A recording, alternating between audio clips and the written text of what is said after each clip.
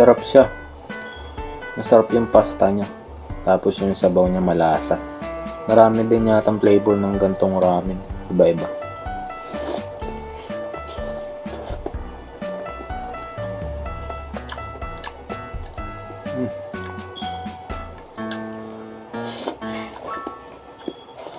Sarap siya.